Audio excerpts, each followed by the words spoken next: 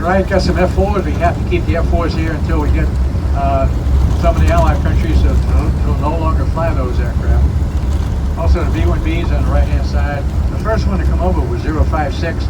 All the parts being removed and shipped back to the B-1 bases in South Dakota and also in Texas. We've got to keep the B-1s fully equipped with parts, and the government saving an awful lot of money by taking parts from these aircraft, not having to buy those parts from the manufacturers. FA-18 Hornets on the right, the original version of the Hornets being retired. Some of those parts from the original version can be used in the Super Hornet. A lot of parts I've been told. Got some P-3 Orions on the left-hand side with a magnetic anomaly device in the tail. Again, that can be used to find enemy submarines 500 feet below the surface of the ocean. Got the big C-5s again on the right, and a lot of them around AMARC. Again, they are not flying these aircraft, so the money that did not spend flying these aircraft was used to upgrade the remaining C-5s to C-5M status. More efficient engines, better electronics, better navigation. Got an AWACS airplane over to the left-hand side with a big radar dome above the fuselage on AWACS. Airborne warning and control aircraft. That's the aircraft that controls the fighters and fighter bombers to send those into situations on the ground in Iraq and Afghanistan that need a certain type of weapons. See the 747? Got some CH-53 Pablo helicopter on the right-hand side with a refueling probe on front. Well, the first of the helicopters that can do night and weather rescue that came out right at the end of the Vietnam War. Night and weather rescue capability. A-10s over here, some of them are waiting for new wings to be built. Require them to check the movie theaters, the Mexican restaurants, the bowling alleys, and golf courses, and those are items that you would check if you got a week in Tucson from a wintertime situation in Moscow. Again, look at some of the 135s and 707s with their tail removed. We removed the engines on the 135 or 707. They removed the vertical tail. The vertical tail is to counterbalance the weight of the engine, so the tail comes off as the engines come off.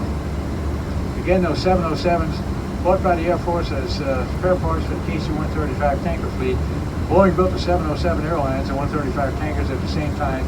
Many parts interchangeable. Some parts anyway. Again, the big C5s.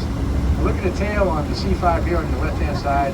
The tail on the C5 is as big as some of the Korean War fighters we had in that Korean conflict. Some of the newer 135 tankers on your right-hand side out of Honolulu.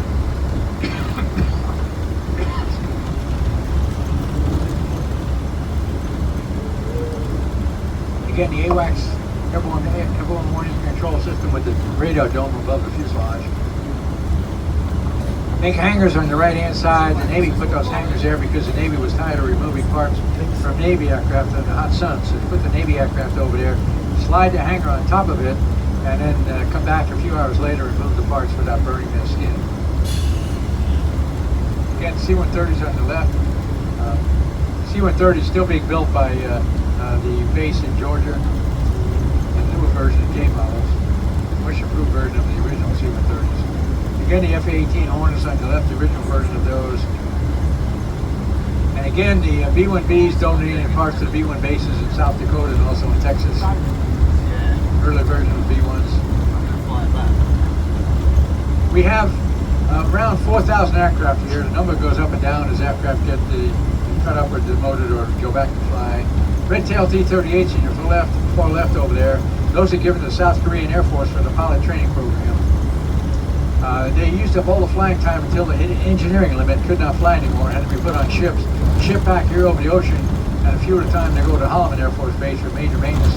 They come with target aircraft for the F-22 and the F-35 training program. Again, T-38s donating parts to the F-5 Freedom Fighter. Again, two Northrop aircraft. F-5 sold to foreign friendly allies. We got a Harry jet coming up here on your right. It's the aircraft right here. I just missed it. Okay. The Harry jet's a British aircraft. Can take off straight up and land straight down with thrust reflexes behind the engines. The Marines are still flying the Harry jet in Yuma, Arizona, and will continue to fly that until they get the new F-35B model.